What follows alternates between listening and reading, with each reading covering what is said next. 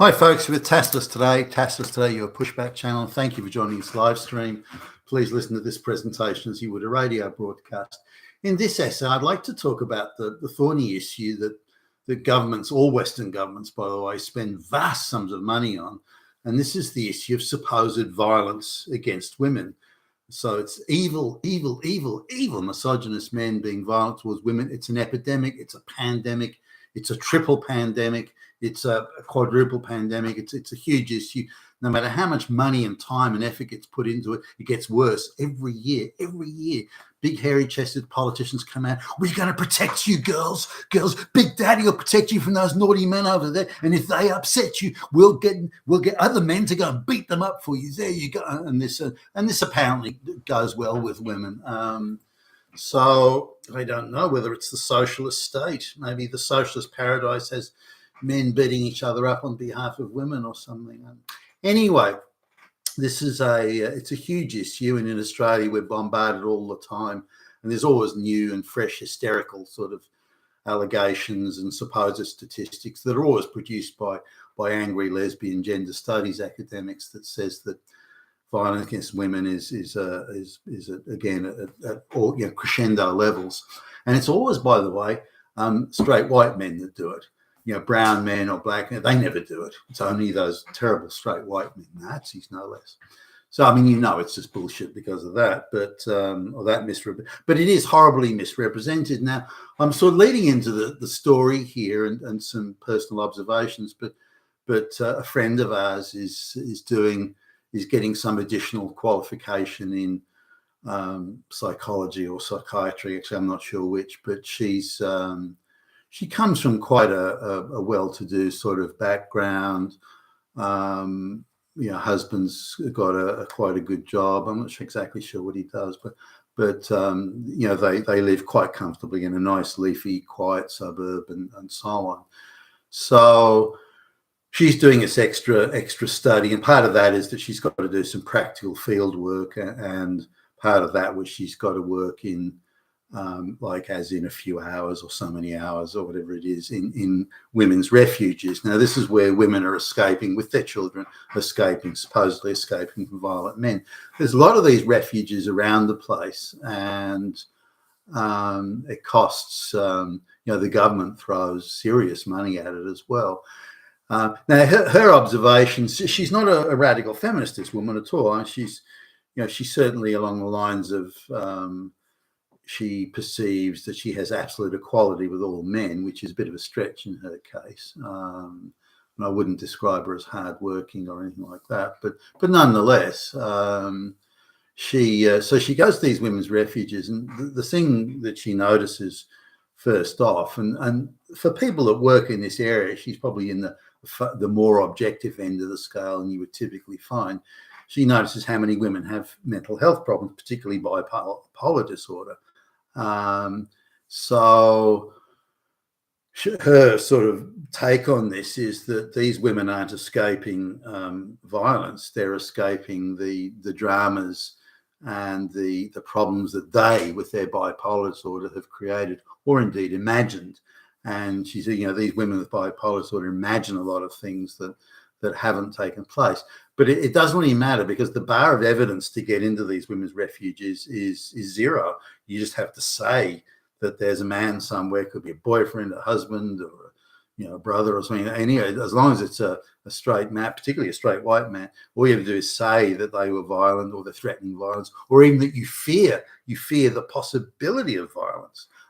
That's enough to get in, and you get a free room, private room for you and the children. You get free food, access to all the other things like showers and toothpaste and toothbrushes. You got access to everything. Now, it's not indefinite, but as long as you spin a good enough story about how much in danger you are and how you are living in fear of those evil straight white men, then you can stay there for a long time. And once you wear out your welcome at one of them, you can then go to another and this sort of thing. So you can live quite well here. Nor do you have to eat. You're not forced to eat stale bread or something like that. You can, the meals are decent and the facilities are quite good. There are toys and games for the children, and now you have to front some sort of activist social worker every day, and then but as long as you gin up your story saying how much you're in fear of these evil men, then that's kind of good enough, and they can tick the box on the form, and you're good to go. So this is the environment she's gone into, but at her own, she was a little bit surprised, I guess, given how she's recounting it, that these women had bipolar disorder. The amount of women, she's never seen so many women with mental health problems, and bipolar disorder being among them. And when she talks to them, again, part of her practical work sort of aspect, when she talks to them, it's obvious that it's bullshit. The logic of the story just doesn't gel and doesn't match up. So she can pick holes in it, but none of the activists that work full time in this space care about it. As long as they can keep on saying, oh, we had 1,000 women who were oppressed by evil men, as long as they can gin the numbers up and gin up the whole thing. And this woman was beaten to death 1 million times in just one day. As long as they can gin it up like that, then they get more government money. The gender studies, lesbian academics have got more horror stories to tell. Politicians can say, well, we're doing something for women. Look what we're doing. We're doing something. We're not sitting around allowing these women to be oppressed by men. We're holding those men to account. Look how hairy-chested we are.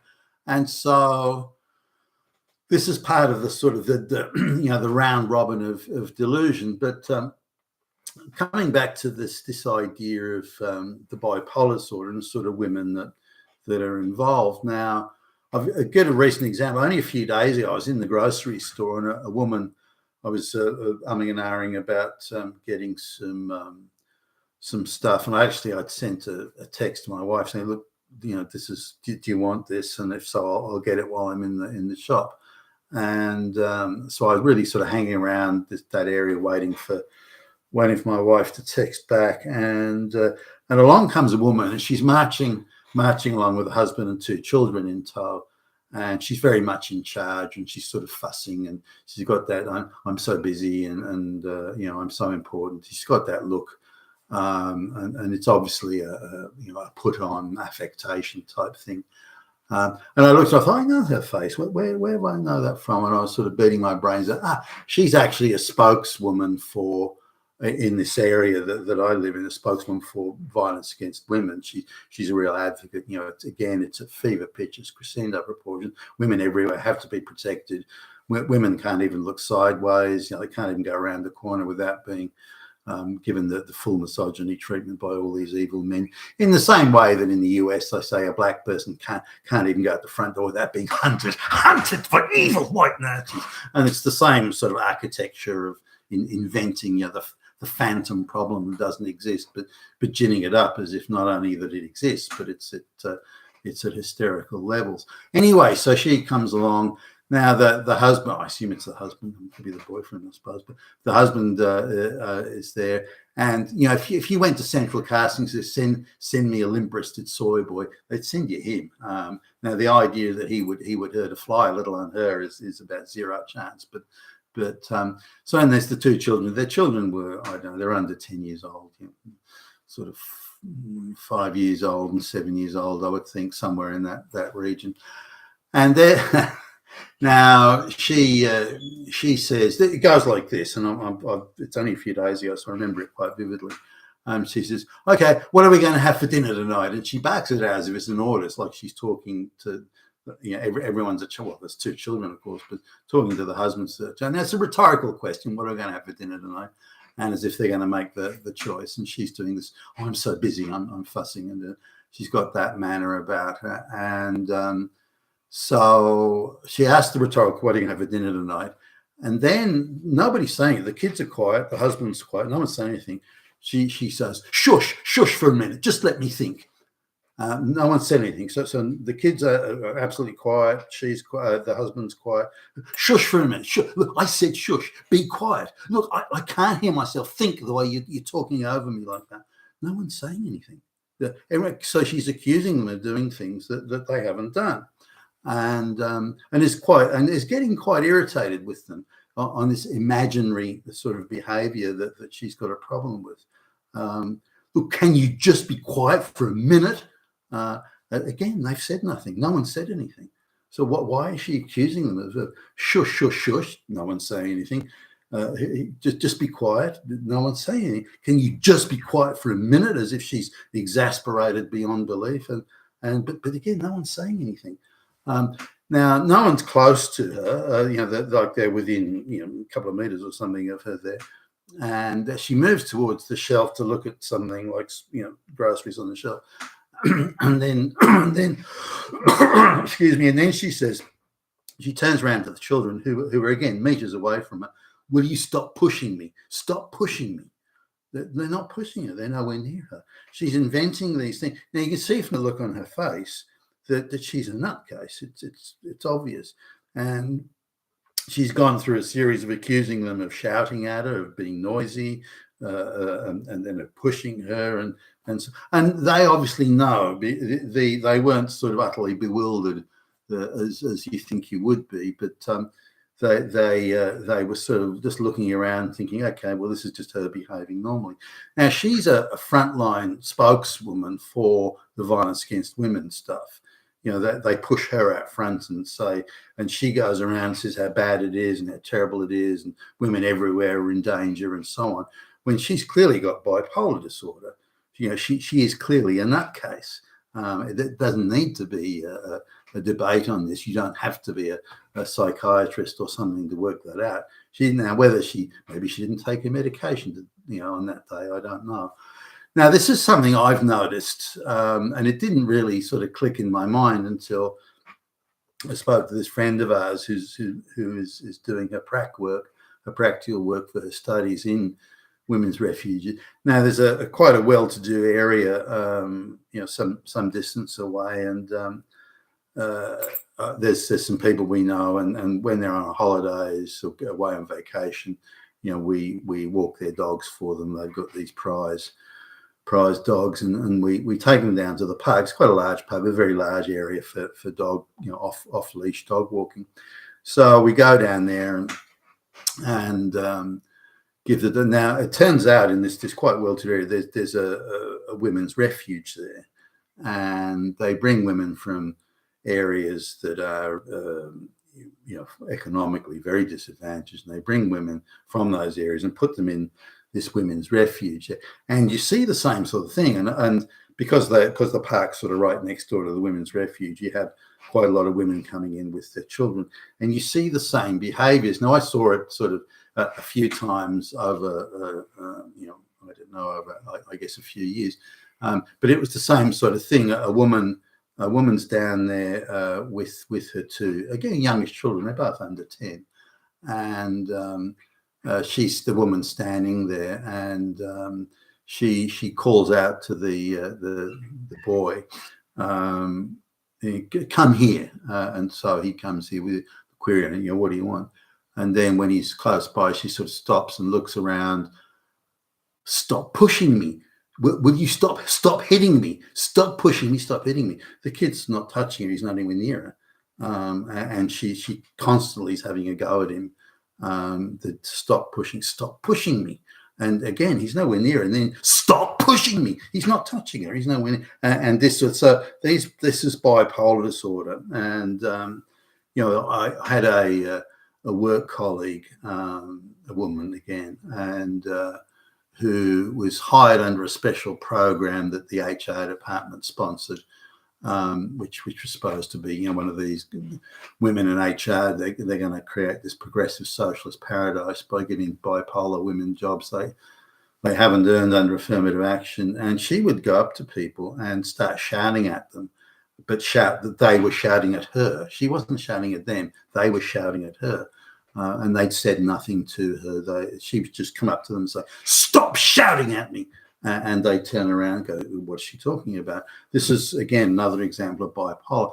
Now, I saw some other cases of bipolar down at this park. And again, the same thing. It was this huge woman. She was over 6 foot and was easily 250 pounds plus. Easily 250 pounds plus.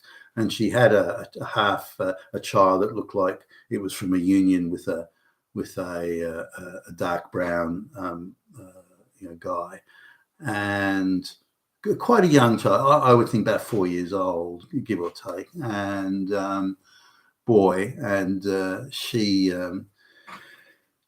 this woman again, a Bible, and there's sort of a certain look on the face they have, and a certain desire to provoke confrontation, so they can then position themselves as victims. It's almost a set piece maneuver these people have, and so she says to the boy who's standing nearby, not far away from her, "Stop hitting me! Stop hitting me! You know what happens? You know what happens when you hit me? What happens to men who hit women? The police come and take them away. You know." She's wagging her finger and going almost hysterical. This is in a shop, for goodness sake.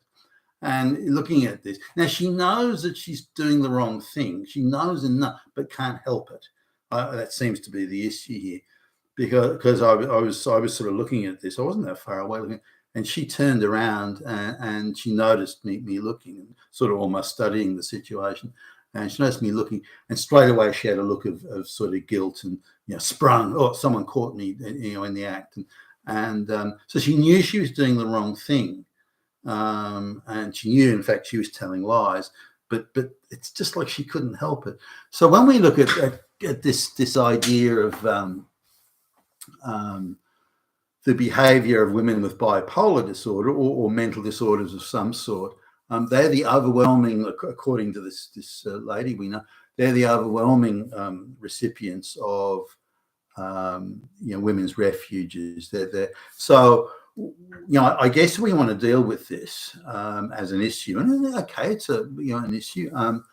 Should women with these mental health problems or bipolar disorder be allowed to have relationships and allowed to have children, because the children are suffering, not because of some violent man, but because of the woman with bipolar disorder, and because the system is there to protect women from supposed violence that has never occurred or not occurred.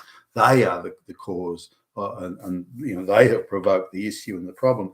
It could be, excuse me, it could be the woman and the man's had a blazing row, and she thinks, okay, well, I can get one up on you. Not only will I call the police on you, but I can go to a refuge and you won't see the children suck on that motherfucker. And so there's the whole system is loaded to support the person with the mental health problems rather than deal with the issue itself. And my view is that women with bipolar disorder, mental health problems, should not be allowed to have relationships like this, marriage, and should not be allowed to have children. That would be my view. But there may be other ways of managing this or mitigating the fallout. But these women are also very good at portraying themselves as victims. I'm a victim of. So because of their bipolar disorder, they can't hold down a job, or they can't get a job, or they can't see through a course of study, or something like that. So they're already in quite a marginal position because of their mental health state.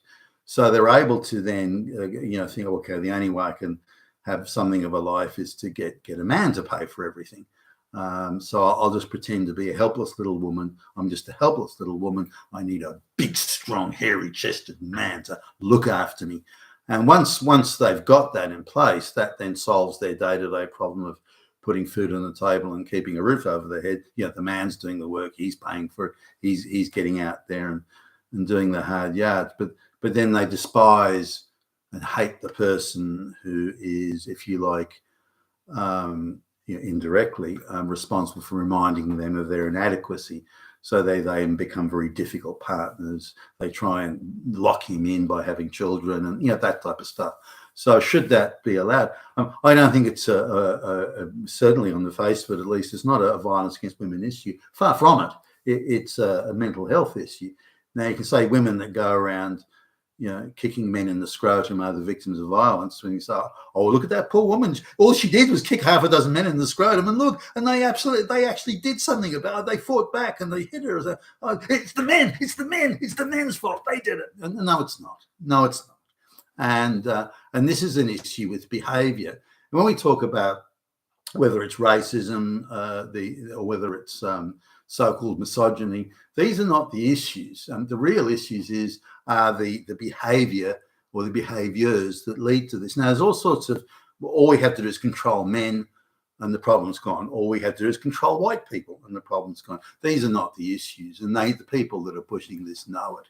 And it's almost like they're using the widespread bipolar disorder problems and mental health problems of women. They're using that as a lead-in sort of penetrative device in order to create social division and trying to go off the break on that. You've been fantastic today. Your Pushback channel. Thank you for listening.